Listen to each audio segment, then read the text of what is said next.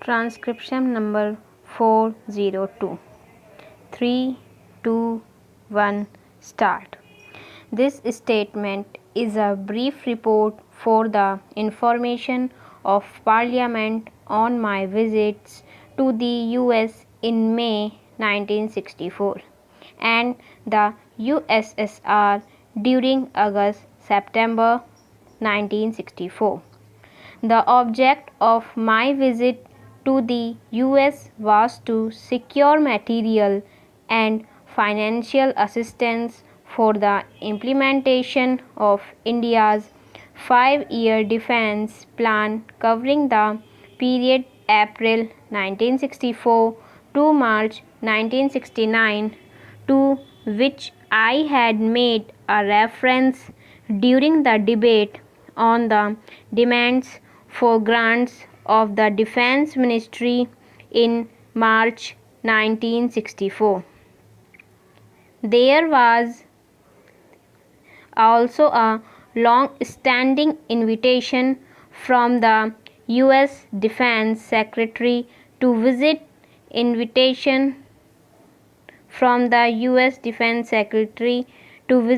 the US to discuss problems of mutual interest. I also received later an invitation from the Defense Minister of USSR. I took this opportunity to discuss with the Soviet government various matters concerned with the implementation of our defense plan. The task of re-equipping and modernizing our armed forces is a very stupendous one. In order to ensure systematic development of our defense potential in the light of the threat facing the country earlier this year, we prepared a 5-year defense plan.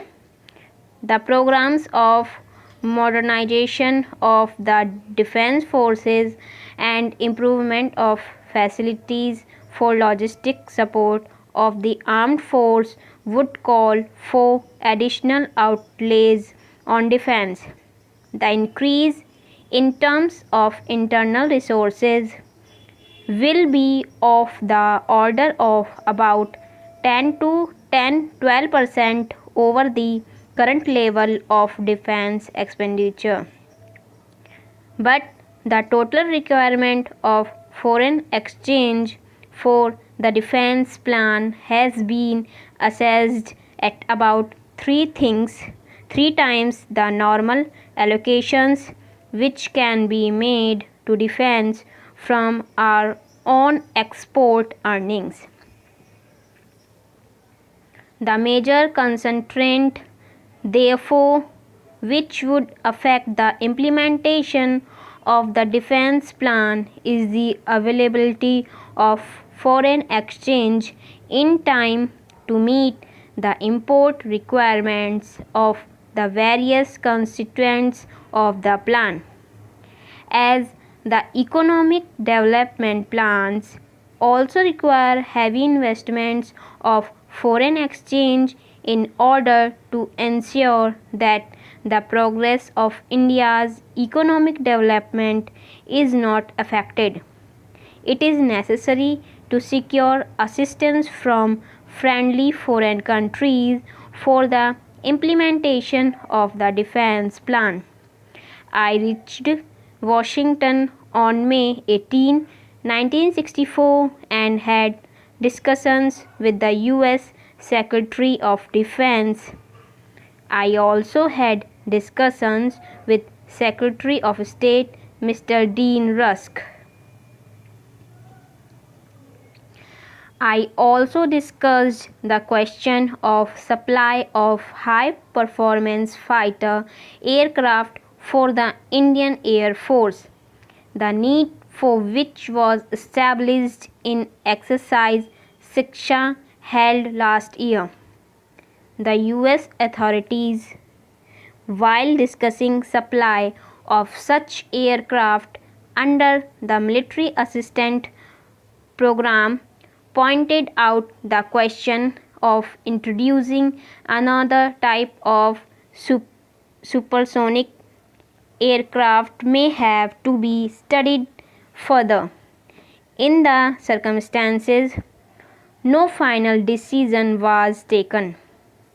The US authorities offered to send a team of experts to determine whether they could be of assistance in further development of this aircraft and its production.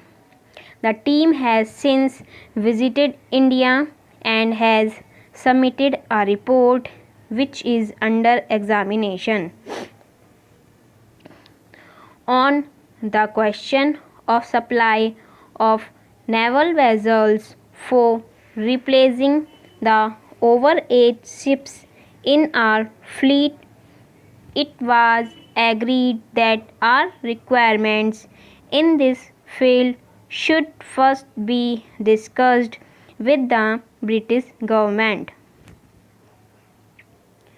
Apart from the grant assistance and credit assistance which the US government have agreed to provide during the fiscal year 1965 and which they are willing to consider for the subsequent years.